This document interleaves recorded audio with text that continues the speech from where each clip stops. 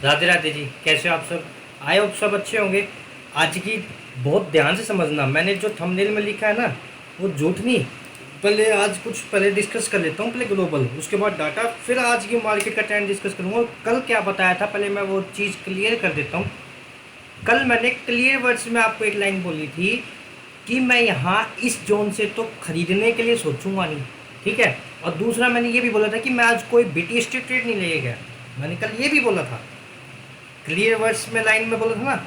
वो क्यों बोला था, कैसे बोला था, सब कुछ विस्तार से डिस्कस करेंगे।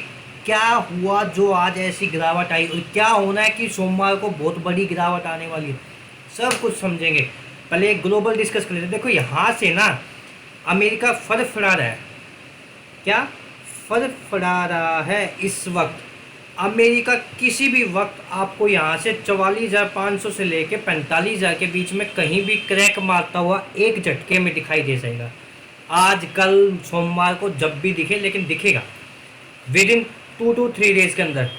1,000 पॉइंट का क्रैक तो 1,000-1,200 पॉइंट का मान लो क्रैक इसमें आ गया किसी भी वक्त। आई होप कि आज ही आ जाए।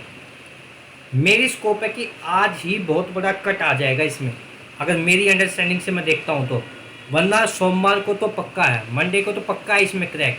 अपनी मार्केट को देख के मार दिया क्रैक, ऐसा ही होगा।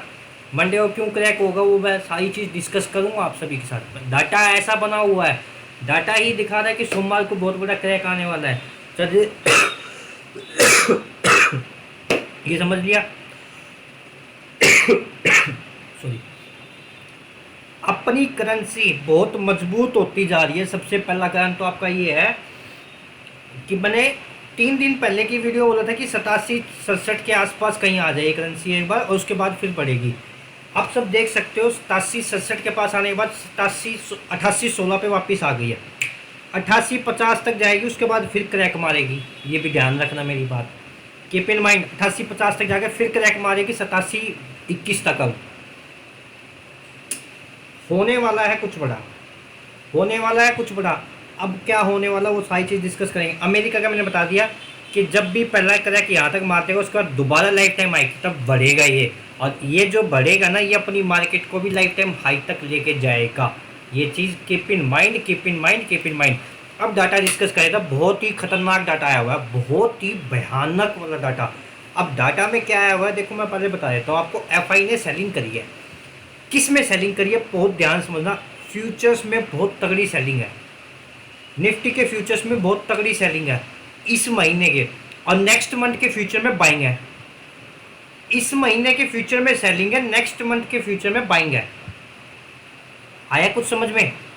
इस महीने का फ्यूचर 25,000 तक बेच रखा है, अगले महीने का 26,100 तक का भी खरीद रखा है। इससे क्या पता लगता है, हैजिंग करी है उन्होंने कि किसी भी तरफ एक बड़ा मूवमेंट आने वाला है। With in 2 to 5 days any time can come. पहली बात तो ये। दूसरा, डीआई ने भी आज सेम पोजीशन बनाई है। 25,200 से लेके 25,636 समथिंग कुछ का लेवल है, वहाँ तक हैजिंग करके गए हैं। अगले महीने का खरीदा है, इस महीने का बेचा है। सेम वही डीआई एफआई एक ही पोजीशन पर चल रही है। एचएनआई ट्रेडर्स ने पुट खरीदी है और कॉल को सेल किया है।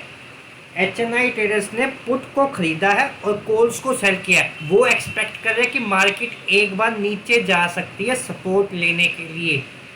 अब वो क्यों, वो तो रीज़न मैंने आपको कल की वीडियो में भी दिया था और आज की वीडियो में भी दूंगा, दिखाऊंगा, बताऊंगा, आराम से समझाऊंगा, डिस्कस करेंगे। लेकिन समझना बहुत ध्यान से कि मैंने बोला क्या। इक्विटी के अंदर ये मैंने आपको बता दिया। अब डेप्ट जनरल लिमिट के अंदर मैं आपको बता देता हूँ उन्होंने क्या किया। एफआई ने किया है भैया अच्छी खासी बाइंग। इसका मतलब होता है कि कर्जे वाली बाइंग, मतलब कि जो उन्होंने स्टॉक पहले के खरीद रखे हैं उनकी बाइंग उसमें लगातार चल रही है, लगातार चल रही है, खरीद रहे हैं वो, ठीक है। उसी में उसको फॉलो अप थ्रू कर रहे हैं, यानी कि उसमें एवरेज कर रहे हैं, कुछ भी कर रहे हैं। उसमें लॉस है तो उसको एवरेज कर रहे हैं, कुछ भी कर रहे हैं वो कर रहे हैं, ठीक है। लेकिन डीआई उसको सेल कर रही है, डीआई उसको बेच रही है। अपना जो उन्होंने पोर्टफोलियो बना रखा था एक नीचे, वो अपने अपर एंड पर लेकर और आज उसको सेलिंग करती चल रही है। एचएनआई ट्रेडर्स कुछ नहीं कर रहे उसमें, जो दिखा रहे। एफपीआई ट्रेडर्स उसको खरीद रहे हैं, अब खरीदने लगे हैं। एफपीआई ट्रेडर्स अब खरीदने लगे हैं। ये होगी म्यूचुअल फंड की और हाइब्रिड की। हाइब्रिड का डाटा मेरे को ये देख के लग रहा है कि कुछ ना कुछ गड़बड़ होने वाली है, ध्यान रखना भैया, कुछ ना कुछ गड़बड़ होने वाली है। डाटा ये दिखा रहा है मेरे को। हो सकता है सोमवार को क्रैक मार दे या मंगलवार को, एक दिन तो क्रैक मारेगी, ये चीज़ ध्यान रखना। अगले 2 दिन मार्केट के लिए बहुत खतरनाक साबित हो सकते हैं। करेंसी आपकी सेम मैंने बता दी, 1209 पे 12 उस पर चल रही है, 8800 पर चल रही है, खतरनाक चल रही है। ठीक है, म्यूचुअल फंड वाले ने आज खरीदारी नहीं करी है, बराबरी की, हाँ नहीं खरीदारी करी है आज। ठीक है, चलिए डाटा तो बहुत अच्छा खासा आया, लेकिन डाटा बहुत भयानक वाला भी है। अब निफ्टी 50 को डिस्कस करना है। देखो निफ्टी 50 का जैसे कि मैंने कल बताया था कि मैं इस लेवल के ऊपर खरीदने की नहीं सोचूंगा। कल की वीडियो देखी थी?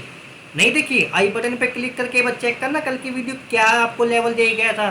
कल क्लियर वर्ड्स में बोला था कि यहाँ पर इस जोन पे आते ही दोबारा ये पटकेंगे नीचे, और आज 280 तक देखा ना कैसे पटका।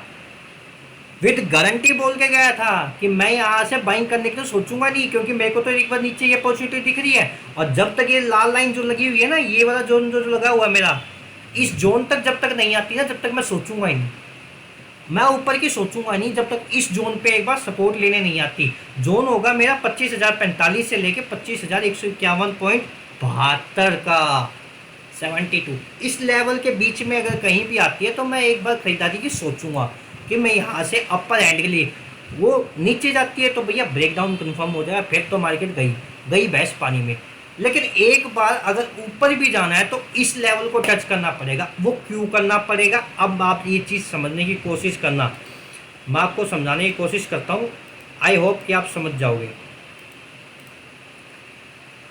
इस पूरे जोन में, ये जो पूरा जोन है आपका, ठीक है, इस पूरे जोन में एफपीआई पोजीशन भर भर भर भर के बनी हुई है। आज 25,500 पे बन गई, ठीक है, 25,400 के लेवल पे बन गई, दिखा होगा ना सपोर्ट, वहां भी बन गई। तो वो क्या एक्सपेक्ट कर रहे हैं कि एक बार डाउन पे जाएगी, लगता है, क्योंकि इसने अभी, मैंने कल आपको क्या बताया था, इसने रीटेस्ट कैंडल किए बिना ही ब्रेकआउट दिया था। क्या पता रीटेस्ट कैंडल का वो वेट कर रहे हो, एनीथिंग, कुछ भी बात हो सकती है, लेकिन जो मैंने बताया वो स्कोप बिल्कुल राइट हो सकता है। एक बार यहाँ आने के बाद जब बाइंग करेंगे, जब पैसा बनेगा अच्छा खासा। Thank you so much. अब आगे चलते हैं बैंक निफ्टी पे। बैंक निफ्टी का चार्ट आपको ये दिखा रहा है, इसके अंदर ना कुछ गड़बड़ लग रही है, मुझे कुछ गड़बड़ लग रही है। अब वो गड़बड़ क्या लग रही है बस समझने की कोशिश करते हैं। देखो मैंने ट्रेंड लाइन का सपोर्ट लेते हुए एक बार एक ऊपर की लाइन ट्रेंड लाइन ड्रॉ करी, ठीक है, प्रीवियस जो हाई था उसका भी मैंने ट्रेंड लाइन ड्रॉ करी, उससे प्रीवियस जो हाई था वो मैंने लो था, सॉरी, उससे मैंने ट्रेंड लाइन ड्रॉ करी, उस जोन के बीच में फंस गया, उस जोन के बीच में फंस गया। तो उन सब नतीजों को देखते हुए मैंने ये साबित किया है कि एक बार 24,900 से लेके 55,000 तक के बीच में कहीं भी एक बार भी रीटेस्ट कैंडल जरूर बननी चाहिए इसकी, ये डाटा दिखाता है, ठीक है। वो क्यों, क्योंकि ये पूरा सप्लाई जोन नहीं, ये डिमांड जोन है आपका। सप्लाई तो आई नहीं रही इसमें, ये तो पूरा डिमांड जोन बना हुआ है आपका। तो जब तक इस डिमांड जोन से बाहर नहीं निकलेगा ना, जब तक तो मार्केट में कुछ नहीं है, कुछ भी नहीं है, ये समझ लेना मेरी बात। क्योंकि ये हेड एंड शोल्डर पैटर्न का अभी तक इसने कंफर्मेशन ब्रेकडाउन तो दिया था, अब उसी पे आ रहा है, तो क्या पता यहाँ से क्रैक मार दे, क्या पता उसका रीटेस्ट करने आए हो, तो अभी कंफर्मेशन नहीं बोल सकते इसको हम। इसका कंफर्मेशन 56,000 के ऊपर ही होगा, 56,150 के लेवल के ऊपर ही इसका कंफर्मेशन होगा कि हाँ ये अब अपर हैंड पे चलने के लिए रेडी है। मेरी एक्सपेक्टेशंस यही है कि एक बार रीटेस्ट के अंदर यहाँ तक बनाए, उसके बाद जब निकले ना, जब भयानक वाली निकलेगी और वन साइडेड निकलेगी, फिर रुकेगी नहीं, फिर वन साइडेड निकलेगी या फिर नीचे वन साइड निकलेगी। लेकिन मुझे लगता है कि ऊपर अपर हैंड पे जानी चाहिए एक बार, ठीक है, एक बार दोबारा ऑल टाइम हाई नया कुछ लगाना चाहिए, 58,000 समथिंग का कुछ। सेम फिन निफ्टी का भी लेवल मुझे ये दिख रहा है, सेम फिन निफ्टी का, लेकिन इसको मैं डब्ल्यू पैटर्न का ब्रेकआउट नहीं बोलूँगा, क्योंकि इसने ब्रेकआउट तो किया ही नहीं है अभी, इसने अभी डब्ल्यू पैटर्न का ब्रेकआउट तो किया ही नहीं। इसको रीटेस्ट तो करने दो, जब भी तो करने दो, उसके बाद ही तो डब्ल्यू पैटर्न का ब्रेकआउट कहलाएगा। अभी तो ये कुछ कर ही नहीं रहा, कुछ भी नहीं कर रहा। तो सेम वही कंडीशन है, 26,150 से लेके 26,292, ये कंडीशनल जोन है। इसके जोन के आने के बाद ही बाइंग करने की सोचूंगा, उससे पहले नहीं सोचूंगा, ठीक है, क्योंकि यहाँ पर विक्स को भी देखते हैं ना, तो हाई हाई हाई विक्स है इस टाइम। हाई विक्स का मतलब आप कहोगे सर लो विक्स है, लेकिन मेरी नज़र में वो हाई विक्स है इस टाइम। प्रीमियम तो बिल्कुल गले पड़े हैं, बिल्कुल ही गले पड़े हैं, गले पड़े ना। तो उनको ठीक होने के लिए एक बार मार्केट को नीचे सस्टेन करना पड़ेगा, जिससे कि विक्स अपर हैंड पे आए।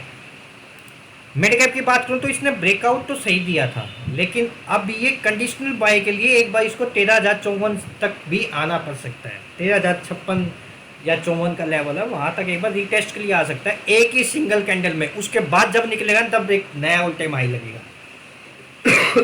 अब बात कर लेते हैं आगे। कल भैया मैंने ग्रुप में एक मैसेज डाला था शाम को, वो मस्ट रीड। जिसने टेलीग्राम ज्वाइन नहीं किया उसको लिंक डिस्क्रिप्शन में जाकर उस मैसेज को रीड करना, बहुत केयरफुल बात है। और ये चार्ट मैं आपको टेलीग्राम पे डाल दूंगा, बिल्कुल केयरफुली आप देख सकते हो, ठीक है। मंडे के लिए ट्रेडिंग सेटअप कर सकते हो आराम से, कोई भी टेंशन नहीं है, कोई घबराने वाली बात नहीं है। जो मैंने आपको दिया है लेवल, इस लेवल तक वेट कीजिए, क्योंकि यहाँ पोजिशनल बाय बन सकता है आपका।